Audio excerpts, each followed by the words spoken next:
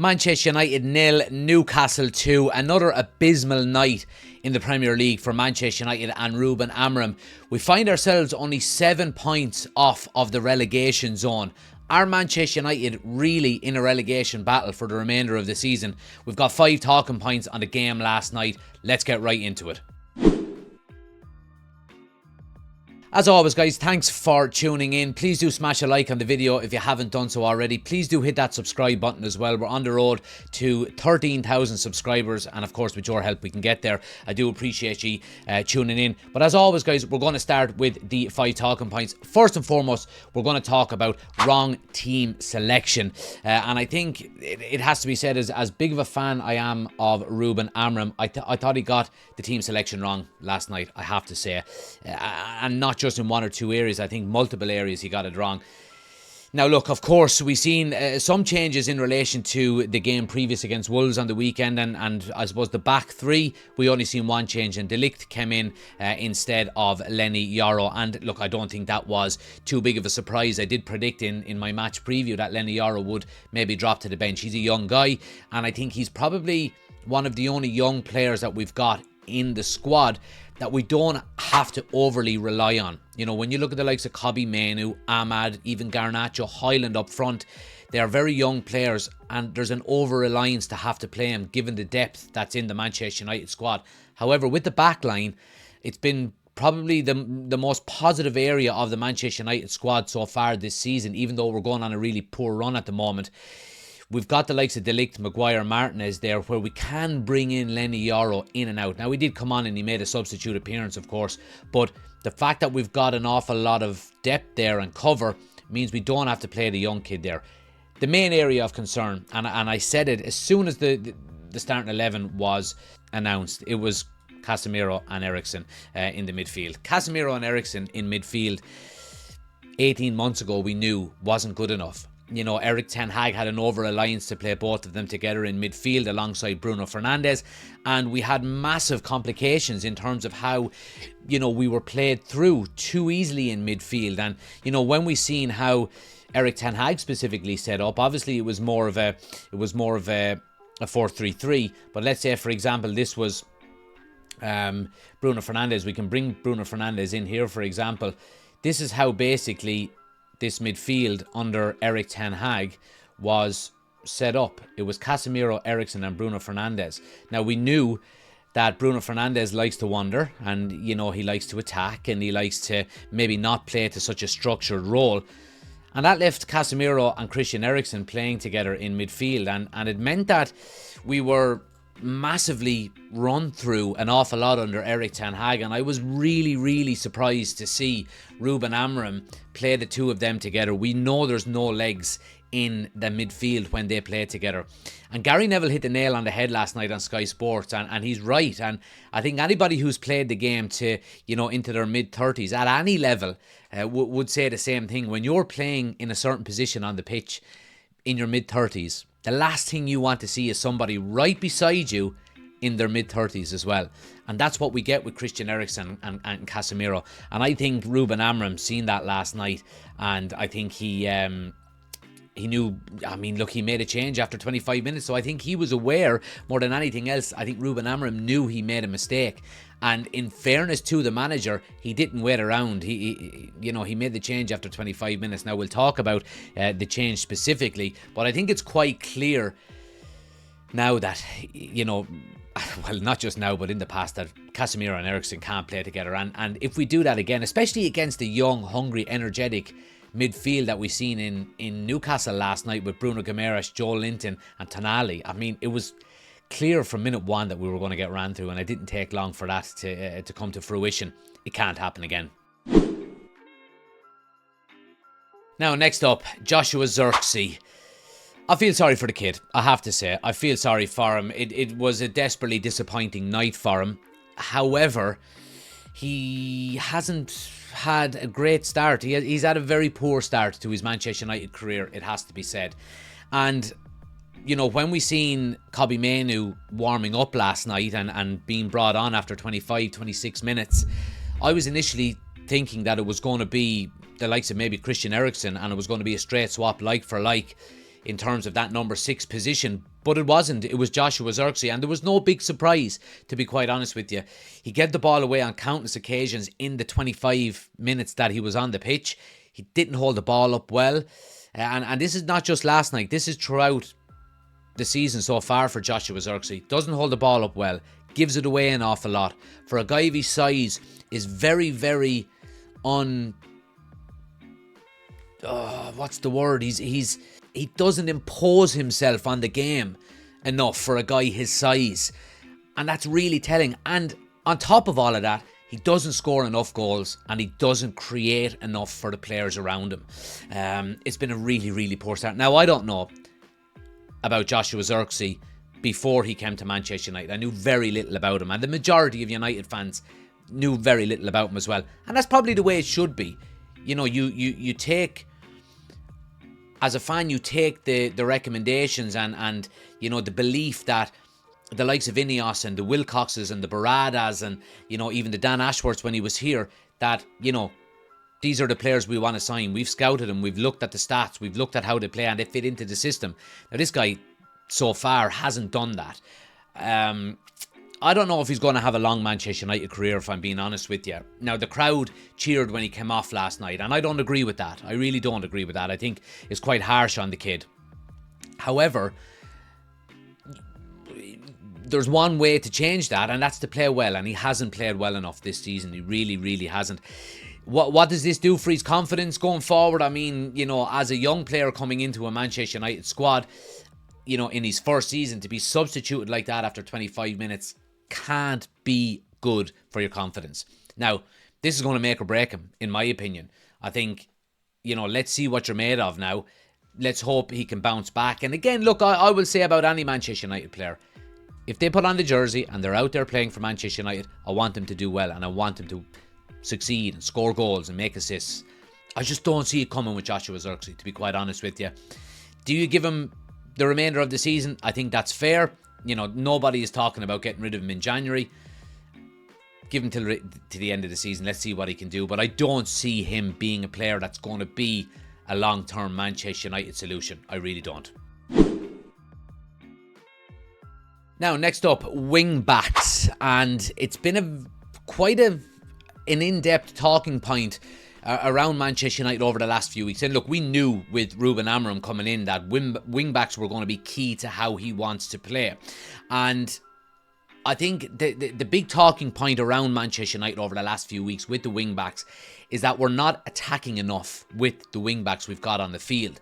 And the statistic that was thrown out last night on Monday Night Football from Sky Sports was that United haven't scored from open play with Dalot and Mazraoui playing in the team together. Anytime we've scored from open play, it's with either Ahmad or Anthony being one of the wing backs. And if we look at the setup last night, obviously, you know, we're talking about Dalot being on the left and Mazraoui being on the right. Now, of course, when we're going forward, and look, if we update, you know, Joshua Xerri coming off, it was Manu who came on and Eriksson was moved up into the 10. Now, when we're looking at a forward line that's looking to attack when we are in possession, if we get Dalot and Mazraoui push forward, we've got Ahmad and maybe Eriksson getting in here. It's not a prolific forward line. It really, really isn't a prolific forward line. Christian Eriksen can create, of course he can. Ahmad is young and is still very raw and likes to be very direct. And when you do that, you tend to lose the ball more often. But he's been one of the shining lights. Rasmus Højlund, we know, just hasn't been scoring, hasn't been taking his chances. And again, we seen last night a gilt-edge opportunity when he got in the first half to pull a goal back when we were 2-0 down, and he spurned the opportunity. And then when you put Dalot and Mazraoui in there as, you know, your wing backs, and as a wing back, you're expected to be a winger when we're attacking, and you're expected to be a full back when you're defending. And there's very few players in the world that can do that to a consistent level. And I think that's a big concern when we're going forward. Now, we have seen, for example, when Ahmad has played in one of the wing-back roles, and let's say Mazraoui is on the other side and we drop the low out, and, you know, maybe it's Bruno Fernandes that comes in here, Eriksson is out, and Garnacho comes in, it looks slightly better. However, you've got a very young Garnacho who's quite inconsistent in terms of his output. You've got Ahmad on that right-hand side who absolutely can run at fullbacks, and I think that's probably where I would like to see him more. And I spoke a little bit about when he was playing at wing-back that I wanted to see him more in the number 10, because he didn't get an opportunity to play in that more advanced position. But now that we've seen him there, I think it's quite clear that it's probably the best scenario if we do play him as one of the wing-backs. But again, I mean, we're talking about a forward five when we are attacking that hasn't got a lot of goals in it.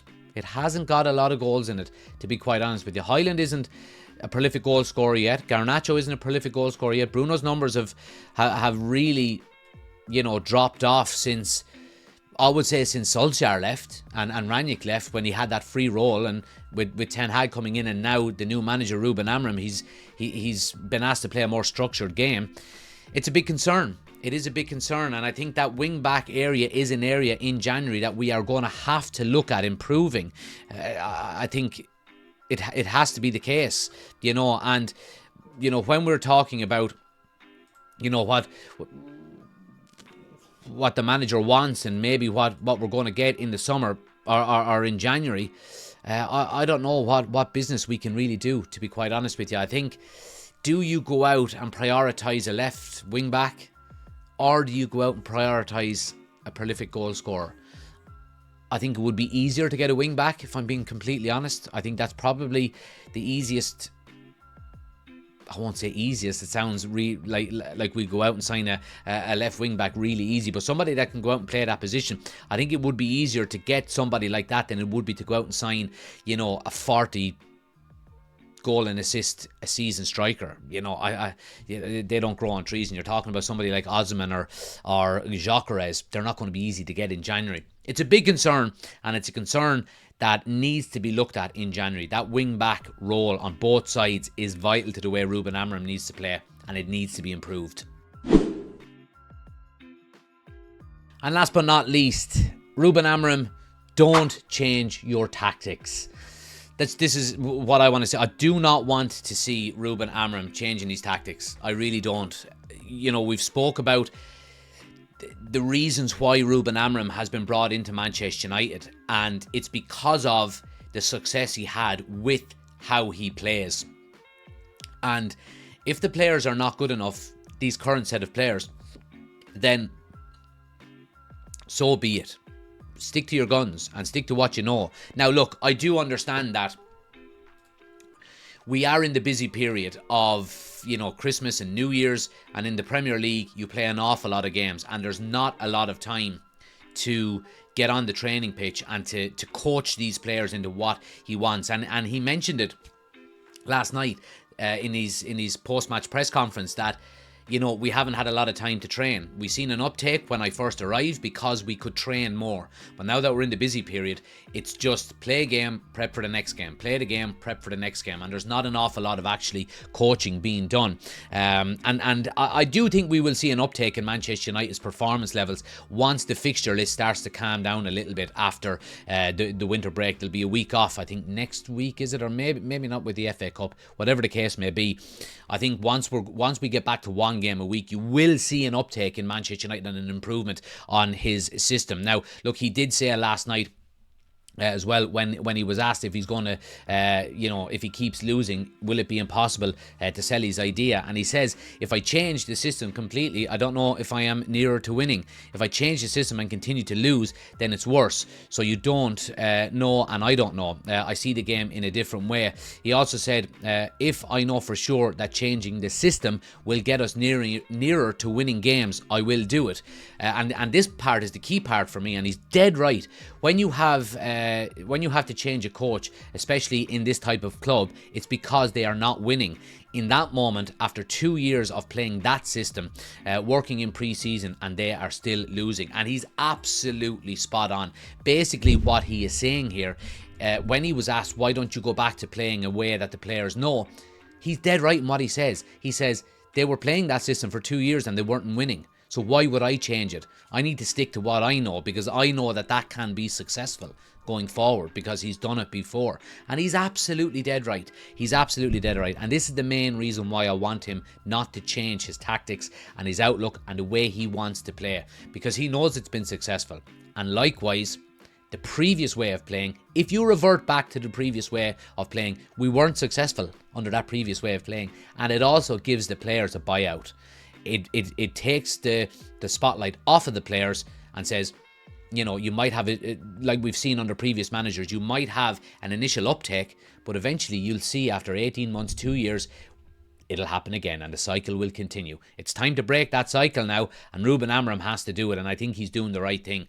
You know, if the players are not good enough, continue to play the way you want to play, and it'll be quite clear, not just to the manager, but to the fans and to the board above him, what players are not good enough. So keep doing what you're doing, in my opinion. And as long as we don't get relegated, the season is pretty much done and dusted now, to be quite honest with you. We might have, you know, maybe a little run in an FA Cup or in the Europa League, but I think in terms of the league, you know, we're not getting into Europe next season unless we win a different competition. So stay doing what you're doing. It's more than likely we're going to finish mid-table, but the 4 or 5 players that are good enough to play his system, let's keep doing it. And by the start of next season, they'll be flying. And then just fill in the gaps, hopefully, in the January and the summer transfer windows. And I think we'll be in a much better position next year. Let me know what you think, guys, in the comment section below on all of the points we discussed here. You know, another very disappointing night for Manchester United last night, and it's not getting any easier with the Scousers coming up on the weekend. Let me know your thoughts in the comment section below. Do hit that subscribe button if you're new to the channel. Hit the like button as well if you haven't done so already. I appreciate you watching. Have a great week as well, by the way. Enjoy yourself. There's more important things than football. It's going to be a difficult one on the weekend against Liverpool, so go out and enjoy yourselves before we watch United again. Thanks for watching, and I'll see you on the next one.